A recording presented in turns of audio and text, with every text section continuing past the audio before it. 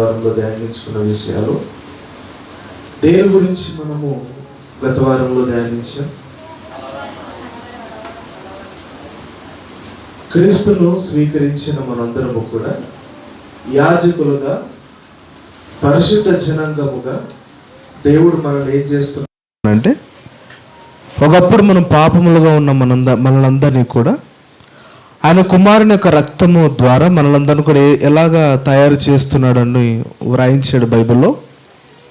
పరిశుద్ధులుగా, నిర్దోషులుగా, ఇంకా బాగా ఆలోచన చేస్తే యాజకులుగా మనలందరూ కూడా చేస్తూ ఉన్నాడు. యాజకులుగా చేస్తున్న మనందరికి కూడా ఒక పని ఉంది అనేది మనం గ్రహించాలి. ఆ పని మనం గుర్తించిన తర్వాత ఆ పనిలో, ఆ బాధ్యతలో మనం వెళ్ళిపోతూ ఉన్నప్పుడు మనకు మధ్యలో, ఎందుకంటే అపవాదిగాడు ఎల్లప్పుడూ ఏం చేస్తుంటాడు అని అంటే, భక్తిని కొనసాగింపబడుతున్న మనలందరినీ కూడా భక్తిహీనత వైపు వాడు శోధించేవాడుగా వాడు ఉన్నాడు. అందులో భాగముగా వాడు ఏ విధంగా మనల్ని శోధిస్తాడో, ఇబ్బందులు, శ్రమలు వస్తాయో అని నిన్నటి రోజున గత వారంలో మనము తెలుసుకున్నాం. ఏమొస్తాయని మనము తెలుసుకున్నాం గతంలో? కలవరం. ఈ కలవరం పడటం వలన భక్తి జీవితానికి ప్రమాదం ఉందని మనం గ్రహించాలి. కలవరం అంటే ఏంటని చెప్పాను?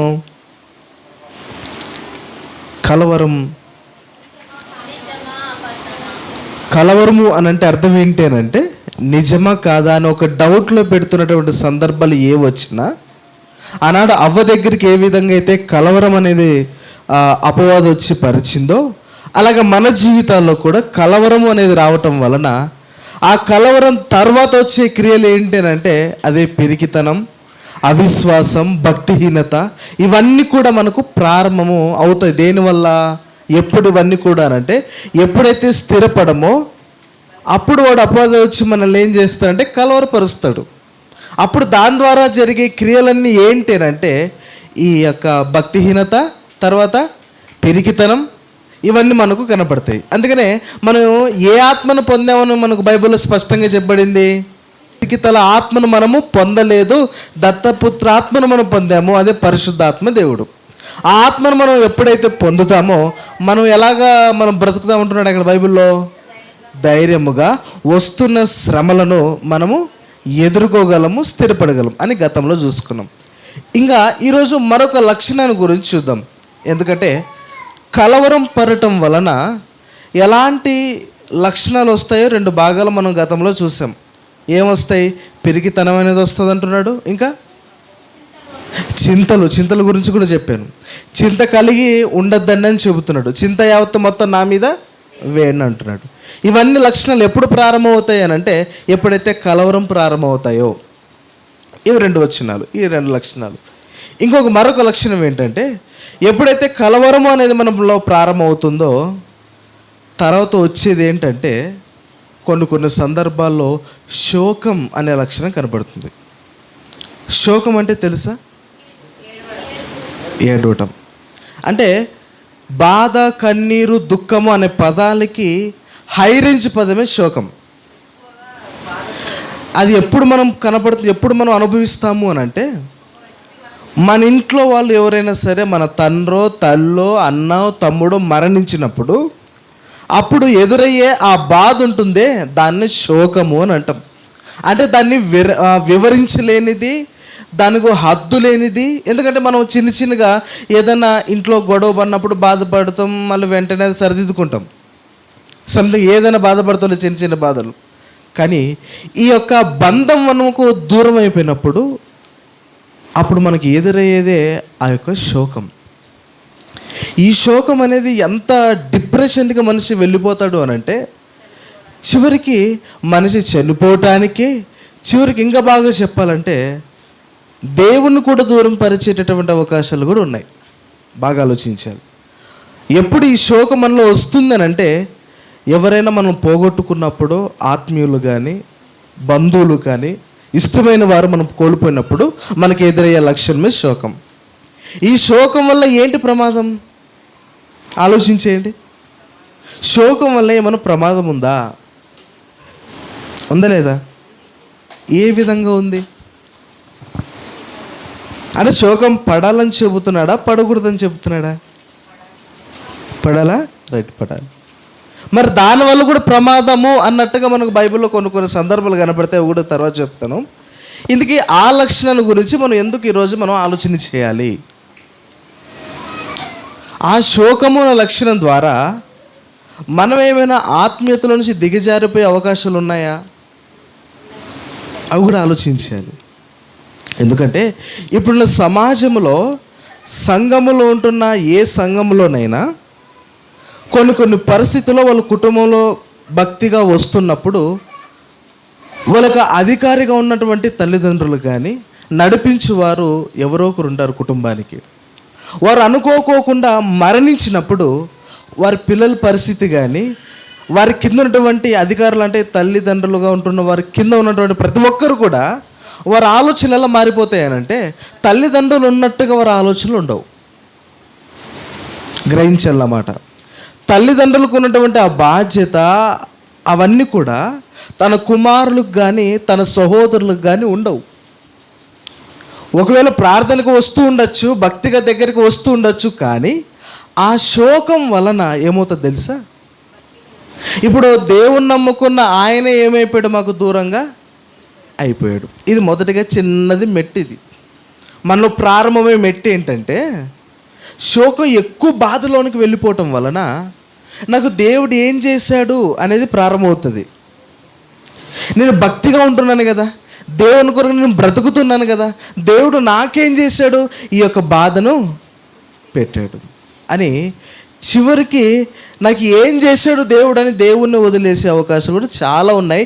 అలాంటి వారు చాలా ఉన్నారు సందర్భాల్లో. ఇప్పుడున్న ప్రస్తుత కాలంలో కూడా తల్లి చనిపోయాడని, తల్లి మరణించిందని, తండ్రి చనిపోయాడని, కుటుంబాలు చనిపోయాడని. ఎలా చనిపోయారు, ఎప్పుడు చనిపోయారు అంటే కొన్ని పరిస్థితులు ఎదురైతే ఎలాగంటే కొన్ని సంవత్సరాలుగా దేవుని నమ్ముకోనని వారుగా ఉంటారు. ఎప్పుడైతే దేవుని నమ్ముకున్నారో అనుకోకుండా ఒకప్పటి నుంచే అనారోగ్యంగా బాధపడుతుంటారు వాళ్ళు. కానీ ఎప్పుడైతే దేవుని స్వీకరిస్తారో అప్పుడు అనుకోకుండా ఆ రోగం ఎక్కువైపోయి మరణించిన వాళ్ళేరా చాలా ఉండేది. అప్పుడు మరణించినప్పుడు సమాజం ఒక ప్రశ్న అడుగుతుంది, ఏంటి నువ్వు దేవుని నమ్ముకున్న తర్వాత ఇది జరగడం ఏంటి? రావా ఇలాంటి ప్రశ్నలు? ఇలాంటివి దండి వస్తాయి. అప్పుడు ఒక కలవరంలో పడిపోయి, కలవరంలో తర్వాత వచ్చేది ఈ శోకం. ఎక్కువ బాధల్లోనికి వెళ్ళిపోయి చివరికి నేను ఏం చేస్తున్నానో నాకు తెలియని పరిస్థితిలోనికి వెళ్ళిపోతాడు మనిషి. అందుకని అలాంటి సిచ్యువేషన్లో మనం ఎలాగ ఉండాలి? ఒకసారి వాక్య ధ్యానం మనం చేయాలి. ఎందుకంటే లోకస్తులు ఎలా ఆలోచన చేస్తారంటే ఎవరైనా చనిపోతేనే దేవుని దగ్గర తీసుకుని వస్తారు దాన్ని. అంటే ఆ సందర్భాన్ని దేవుని దగ్గర తీసుకుని వచ్చి ఏం చేశాడు మీ దేవుడు అడుగుతారు లోకస్తులు. అవునా? అడగరా? కన్ఫర్మ్ అడుగుతారు. అందుకని బైబిల్లో ఒక మాట ఉంది, ఒకసారి ఆ మాటను మనం ఆలోచన చేద్దాం. తెస్సలోనికి రాసినటువంటి మొదటి పత్రిక 4వ అధ్యాయము,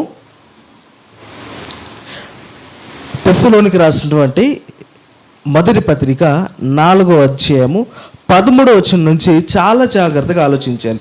శోకము అనే బాధలు కన్నీటి మనకి ఎదురవుతున్నప్పుడు, లోకం ప్రశ్నిస్తున్నప్పుడు మన ఆలోచనలు మారిపోతుంటాయి అప్పుడప్పుడు కూడా. అలా మారుకోకుండా ఉండాలి అని అంటే మనకు కావలసినది వాక్యం. ఆ వాక్యంలో మనకు ఏం తెలియజేస్తున్నాడో ఒకసారి ఇక్కడ మనం ఆలోచన చేయాలి. సహోదరులారా, సంఘంతో తెలియజేస్తూ, సహోదరులారా, నిరీక్షణ లేని, రైట్, ఫస్ట్ ఆఫ్ ఆల్ ఒక విషయాన్ని మనం గ్రహించాలి.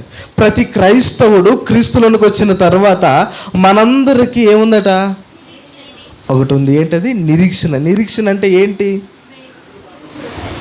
నిరీక్షణ ఎదురు చూడటం. ఏంటి ఎదురు చూడటం? దేని గురించి ఎదురు చూపులు మంది? మన ఎదురు చూపులు ఏంటి? మన నిరీక్షణ ఏంటి? ఒక 10 నిమిషాలు ఎక్కువైపోయే లోపల మన చూపు ఎక్కడికి వెళ్ళిపోతాయి కదా? రెడీ వెళ్ళిపోయాను అక్కడికి ఆల్రెడీ కదా. కొన్ని పరిస్థితులు మనకు ఎదురవుతున్నట్టు ఇవి చిన్న సందర్భాల్లోనే. కానీ ఇక్కడ మనం చెబుతూ మనకి ఇలాంటి శోకం, బాధ ఎదురవుతున్నప్పుడు వారు లోకస్తులు ఆలోచించే ఆలోచన ఏంటంటే మన నిరీక్షణ ఏంటో వాళ్ళు మర్చిపోతారండి. అక్కడ ఆలోచన చేస్తున్నారా? బాగా ఆలోచించండి మాట. లోకస్తులున్న ఆలోచన ఏంటంటే వాళ్ళ నిరీక్షణ ఏంటో వాళ్ళు మర్చిపోతారు. ఎప్పుడు? శోకంలో పడినప్పుడు. శోకం అంటే ఏంటి? ఏడుపు, బాధ కన్నా గొప్పదిగా శోకం.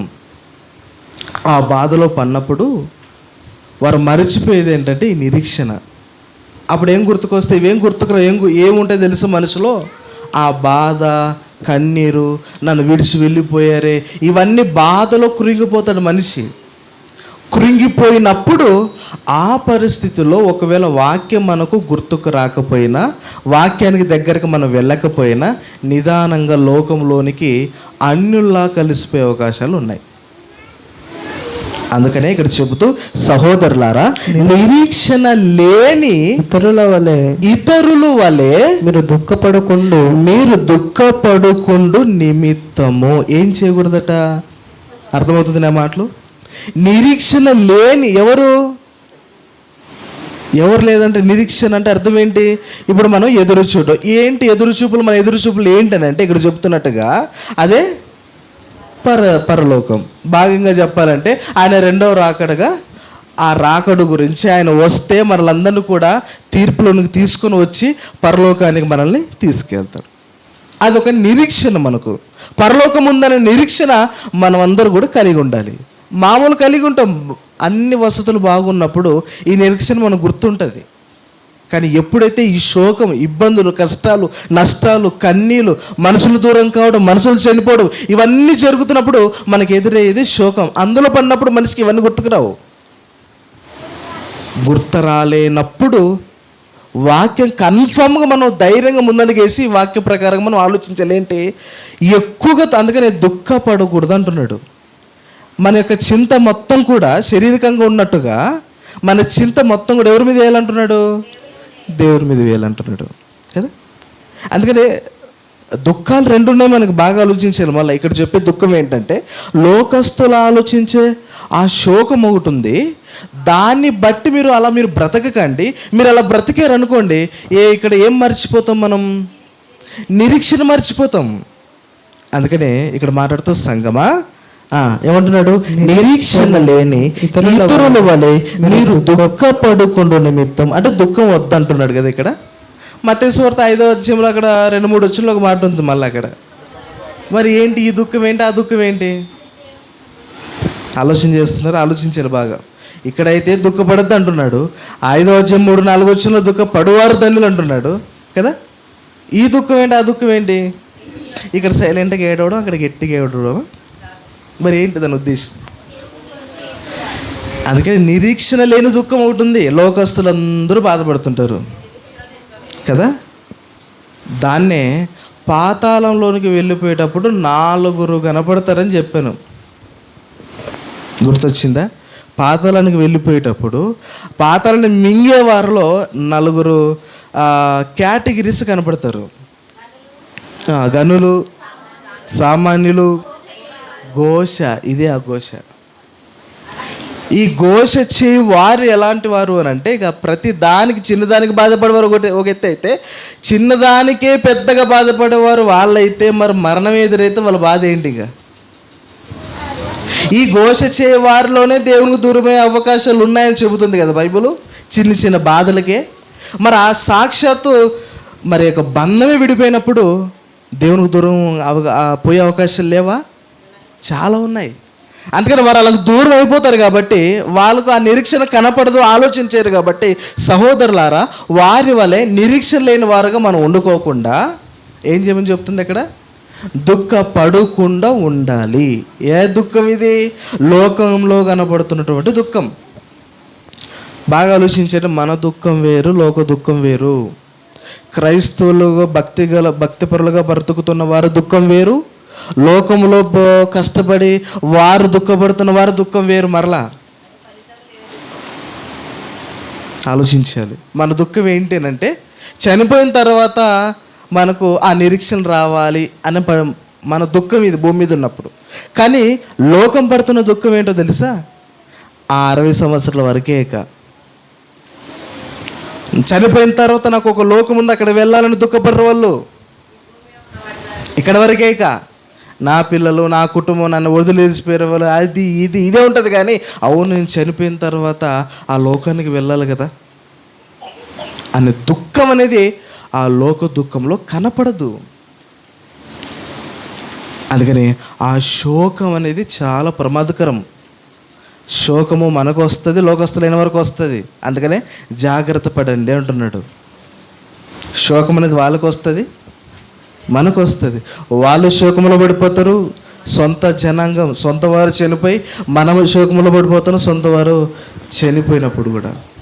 మరి ఆ పరిస్థితుల్లో మన ధైర్యాన్ని నింపేది ఏంటంటే ఈ వాక్యం. ఆ శోకంలో ఉన్నప్పుడు మనం అటు ఇటుగా కదులుకోకుండా గురి యొద్దనే మనం వెళ్ళాలి. ఒకవేళ అటు ఇటు ఎంతమంది చెప్తారో తెలుసా, అప్పుడు మన దగ్గరకు వచ్చి నేను ఎదుర్కొన్న ఇలాంటిది, పాస్టర్ గారు చనిపోయినప్పుడు ఎంతోమంది ఎన్నో మాటలు చెప్పారు తెలుసా నాకు. ఓ బోల్డ్ చాలా రకాలు చెప్పారు. శారీరకంగా చెప్పారు, ఆత్మీకంగా చెప్పారు. చాలా బాధపడుతున్నావు కదా, ఇక్కడికి రండి అని చెప్పారు, అక్కడికి రండి అని చెప్పారు, ఇక్కడికి రండి అని చెప్పారు, అక్కడ ఇక్కడ అని చెప్పేశారు కదా. వాళ్ళ ఆలోచన ఏంటంటే కనిపించే బాధపడుతున్నాడు కదా, ఏదో ఆనందపడతాంలే అనే ఆలోచన కనిపించేది. నేను బాధ బయట కనపడుతున్నాను కదా, ఆ బాధ. కానీ అప్పుడు ఒకవేళ నా బాధ ఇది కాదు, ఒకవేళ మరణించినా నాకు అవకాశం ఉంది కలుసుకోవటానికి, అక్కడ బాధ ఆ బాధ కదా మనం పడవలసింది. ఇక్కడ మనకు కొన్ని బాధలు ఉన్నాయి, ఇక్కడ ఆ బాధలు అనుభవిస్తేనే కానీ ఆ నిరీక్షణ మనము పొందుకోలేము అనేది తర్వాత నాకు అర్థమైంది. ఒకవేళ ఆలోచన అక్కడ మారిపోయింటే ఇక నిలబడవని అస్సలు కాదండి చెప్తున్నా. ఎందుకంటే దేవునికి తెలుసు. కాబట్టి ఒకసారి ఆలోచించాలి. ఇలాంటి శోకాలు మన జీవితంలో చాలా ఎదురవుతాయి. ఇప్పుడు బాగానే ఉన్నాం అందరం, ఎవరి కుటుంబంలో అందరూ బాగానే ఉన్నాం. ఆలోచించండి ఒకసారి, ఎవరి కుటుంబాలు అందరూ బాగానే ఉన్నాం.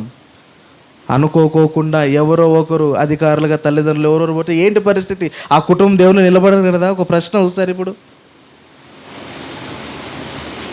ఆలోచించేయండి. ఇప్పుడు 4-5 కుటుంబాలు ఉన్నాయి, మనం ఇక్కడ ఉన్నాం. కుటుంబాల్లో అధికారులు నడిపించేవారు పోతే ఏంటి పరిస్థితి? మనం నిలబడగలమా చెప్పండి? అప్పుడు అదే శోకం. అప్పుడే మనం ఏమవుతామంటే అన్నీ పడతాయి. ఇప్పుడు అధికారంగా ఉన్నవారు పోయినప్పుడు అన్నీ మన మీద పడినప్పుడు ఎన్నో లోకంలో కలిసిపోయే అవకాశాలు ఉన్నాయి. కాబట్టి శోకంలో ఉన్నప్పుడు మన నిరీక్షాన్ని మరచిపోకూడదు. ఈ విషయం మనం బాగా ఆలోచించాలి. ఎందుకంటే ఇది మనం అనుభవిస్తేనే కానీ కొన్ని విషయాలు అర్థం కావు. ఎందుకంటే ఒకవేళ మనం చూస్తున్న వాళ్ళకన్నా అనుభవించే వారికే ఆ బాధ ఏంటో అది అర్థమవుతుంది. ఒకవేళ అనుభవించిన వాళ్ళు చెప్పిన తర్వాత వినలేదనుకోండి, ఏంటి పరిస్థితి? వాళ్ళు కూడా కలిసిపోతారు.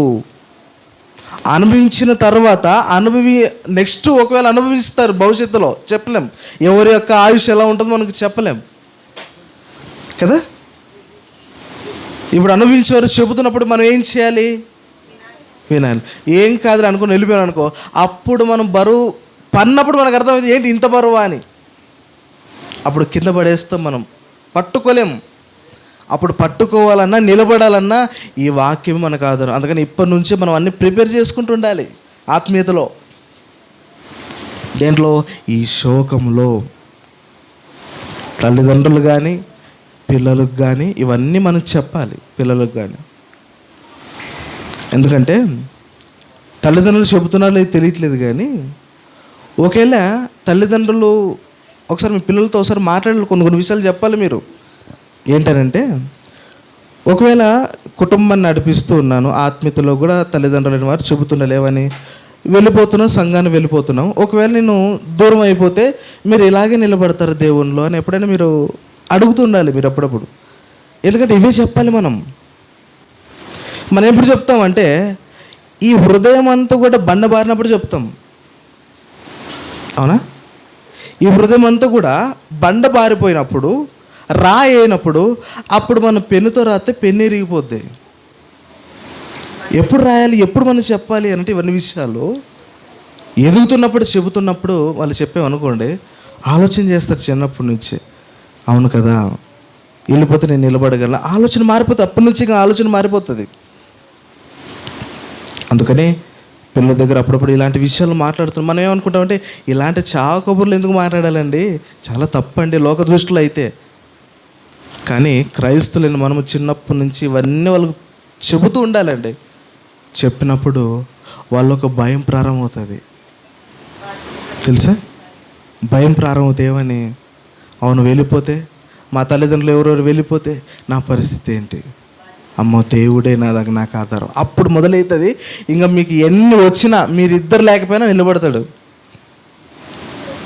కదా. కాబట్టి ఇవన్నీ మనకు నిలబడాలంటే వాక్యం మనకు ఆధారం అండి. అందుకని ఇక్కడ చెప్తున్నాడు, ఏమంటున్నాడు, మరలా చదువు ఈ మాట, సహోదరులారా నిరీక్షణ లేని ఇతరుల వలె మీరు దుఃఖపడుకుండు నిమిత్తము నిద్రించుచున్న వారిని గూర్చి మీకు తెలియకుండుట మాకు ఇష్టం లేదు. చనిపోయాడే వెళ్ళిపోయాడే అని వాళ్ళ గురించి దుఃఖపడుకుంటుంటే ఏమైనా వస్తుందా, ఏమి రాదు. అందుకనే మీకు తెలియకుండా నాకు ఇష్టం లేదని చెబుతూనే పౌలు గారు సంఘానికి మీరు నిరీక్షణ కలిగి ఉండాలి. ఎంత పెద్ద శోకం వచ్చినా, ఎంత పెద్ద బాధ వచ్చినా మీరు దేవుడు ఉన్నాడు నమ్మకం ముందడిగేయండి. ఎందుకు మనల్ని సన్మార్గంలో పెట్టాడో దేవుడు. కాబట్టి ఒకసారి మనందరం ఆలోచించేద్దాం. ఒకసారి మనము శోకం అనేది ఒకటి ఉంది. ఆ శోకములో పడిపోయిన తర్వాత అది ఎలాంటిదంటే ఒక ఊపి లాంటిది. అది చాలా లోతైనది, చాలా బరువైనది. ఆ సందర్భంలో వచ్చినప్పుడు దాన్ని ఎత్తాలి, మనం లేవాలి, నిలబడాలి. ఇవన్నీ చేస్తేనే కానీ ఇక్కడ నిలబడలేం. మనం ఇక్కడ ఈ సంఘంలో నిలబడాలంటే అప్పుడు ఆ సందర్భం వచ్చినప్పుడు, అవన్నీ మనకు ఎదురవుతున్నప్పుడు, ఈ వాక్యం మనకు సపోర్ట్ లేకపోతే, దేవుడు సపోర్ట్ లేకపోతే నీతిగా మనం ఎప్పటికీ ఎదగలేం. లోకంలోనే తల్లిదండ్రులు చనిపోయిన కుమారులు చూడండి ఎలా ఉంటున్నారో. ఎలా ఉన్నారో చెప్పండి. తల్లిదండ్రుల కుటుంబాలే ఆ మాత్రం ఉన్నాయే, లేని కుటుంబాలు ఉన్నాయి లోకంలో. పాపానికి ఎలా బానిస అయిపోయారు కదా, తప్పుడికి ఎలా బానిస అయిపోయారు కదా, చెప్పేవాళ్ళు లేక ఎలా వెళ్ళిపోయారు వాళ్ళందరూ కూడా కదా. ఇంకో విషయం, ఎందుకంటే సందర్భం వచ్చింది కాబట్టి చెప్తున్నా, ఏంటంటే మనమున్న దేవుడు ఉన్నాడు అనేది ఆలోచన చేయాలి. రెండోది సంఘం ఉందనేది కూడా గుర్తు చేయాలి. దేవుడు ఉన్నాడు అని అంటే దేవుడు ఎక్కడ మనల్ని నడిపిస్తాడు, ఎక్కడ మనల్ని సరిదిద్దుతాడు అంటే సంఘంలోనే. సంఘం లేకోకుండా మనం నిలబడతానంటే ఎప్పటికి కుదరదండి అది. ఒకవేళ అది దేవుడు చెప్పింటే మరి సంఘాన్ని స్థిరపరచవలసిన అవసరం లేదు. ఆలోచించాలి. సంఘంలో ఉన్నప్పుడు మనమే అప్పుడప్పుడు త్రుట్టెళ్ళిపోతుంటామే, ఇన్ని వాక్యాలు వింటున్న మనమే. మరి సంఘం లేకోకుండా నిలబడగలము అని అంటే ఎంతవరకు అది చెప్పండి, అసలు కాదు. ఆలోచించేద్దాం ఒకసారి. కాబట్టి శోకం అని ఒకటి ఉంది లక్షణం. దాన్ని ఎదిరించాలి అని అంటే మనకు వాక్యమే మనకు ఆధారం. అదే స్పష్టంగా చెప్తున్నాడు. తెస్సలోని పత్రికల గురించి ఆ యొక్క సంఘానికి రాస్తున్నాడు. మీరు అలా బాధపడితే ఏమన్నా నిరీక్షణ లేకుండా వెళ్ళిపోతారేమో, దేవునికి దూరం అయిపోతారేమో. అందుకని ఈ మాటలు సంఘానికి తెలియజేస్తున్నాడు పౌలు గారు. ఇప్పుడు మనకు దేవుడు మనకు జ్ఞాపకం చేస్తున్నాడు, తెలియజేస్తున్నాడు. కాబట్టి ఇవన్నీ ఎప్పుడు వస్తాయి అని అంటే ప్రారంభంలో ఏం పడినప్పుడు, ప్రారంభ లక్షణం ఒకటి చూసాం, ఏంటి, కలవరం. కలవరం ఎప్పుడైతే ప్రారంభమవుతాయో ఆ కలవరం నాశనానికి మార్గం తీస్తుంది. ఆ మార్గంలో ఈ శోకం కూడా ఒకటి. కాబట్టి ఆలోచన చేయాలని, గ్రహించాలని. ఇంకా మరికొన్ని లక్షణాలు ఇంకా ఉన్నాయి. రేపు వారం మరికొన్ని లక్షణాలు మనం తెలుసుకుందాం. కాబట్టి ఈరోజు ఎంతవరకు అయితే మనం ధ్యానించామో ఆ మాటలను ఆలోచన చేసి మన భక్తి జీవితంలో ఎప్పటికప్పుడు మనం సిద్ధపడుతూనే ఉండాలి. కాబట్టి ఆలోచించాలని మాటలు నన్ను హెచ్చరించుకుంటూ మిమ్మల్ని హెచ్చరిస్తూ ఈ మాటలు ముగిస్తూ ఉన్నాను. కాబట్టి విన్న వాక్యాన్ని బట్టి మనందరి హృదయాలు ఫలించాలని దేవునికి ప్రార్థన చేసుకుందాం. మహాపరిశుద్ధుడు, సర్వోన్నతుడు, సర్వాధికారి అయిన మా ప్రియ పరలోకమందున్న మా కన్న తండ్రి, మీ యొక్క ఘనమైన శ్రేష్టమైన అతి పరిశుద్ధమైన నామమునకు మీకు కృతజ్ఞతాస్తుతులు చెల్లిస్తున్నాము దేవా. తండ్రి, ఇంతవరకు దైవజనుల ద్వారా మాకు ఎన్నో విషయాలు అందించారు, అందును బట్టి మీకే స్తుతులు స్తోత్రాలు. అలాగేనైనా మరికొన్ని విషయాలనైనా ఇంతవరకు మేము ధ్యానించాం తండ్రి. శోకం అనే తండ్రి ఆ లక్షణం ఒకటే ఉన్నది అని తండ్రి మేము దాన్ని ఎదిరించేటటువంటి ధైర్యాన్ని మాకు అనుగ్రహించమని తండ్రి వాక్యం ద్వారా మాకు సెలవిస్తూ ఉన్నారు, ధైర్యపరుస్తూ ఉన్నారు. అందును బట్టి మీకే స్తుతులు స్తోత్రాలు చెల్లిస్తున్నాం తండ్రి. నైనా మరి ఇక్కడికి వచ్చిన ప్రతి బిడ్డను నైనా ఆత్మీయతలో గొప్పగా ఏది సరైనదో ఏది సరైనది కాదో తండ్రి ఆలోచన చేసే జ్ఞానాన్ని ఇక్కడున్న ప్రతి బిడ్డకు అనుగ్రహించమని వేడుకొనుచు ఈ ప్రార్థన యేసుక్రీస్తు నామంలో అడిగి వేడుకొనుచున్నాం పరమ తండ్రి. ఆమేన్, ఆమేన్, ఆమేన్.